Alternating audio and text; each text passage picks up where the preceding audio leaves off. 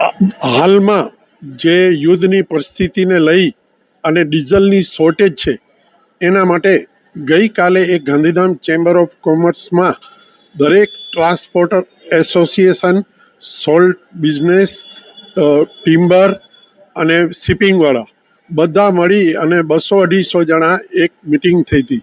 જે મિટિંગની અંદર એવું નક્કી થયું કે ભાઈ આપણે કલેક્ટર અને ડીએસઓને રજૂઆત કરવાની. એટલે આજે અમે ડીએસઓ સાહેબને પહેલાં રજૂઆત કરી, જેમને મળ્યા, જેમને ખાસ આપણી જે તકલીફ છે એ કીધું કે નાના ટ્રકવાળાઓને જે 50 લીટર અને 100 લીટર મળે છે, જેને આખો દિવસ લાઇનમાં ઊભો રહી અને બિઝનેસ નથી થઈ શકતો. એના સિવાય બ્રોઝરને નથી દેતા, કારણ કે બ્રોઝરને દેશે તો જ ચાલશે.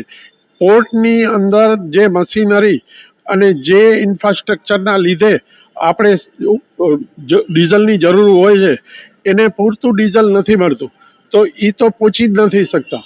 એટલે અમારી રજૂઆત છે કે જે હાલમાં જે પેટ્રોલ પંપોને કોટા છે એના કોટા ડબલ કરવામાં આવે, બ્રોઝરને પરમિશન દેવામાં આવે. જેની અંદર ડીએસઓ સાહેબે કીધું કે અમે ઘટતું કરી અને કરશું અને રજૂઆત કરશું. અને એના પછી અમે માન્ય કલેક્ટરશ્રીને મળ્યા, કલેક્ટરશ્રીને બી રજૂઆત કરી.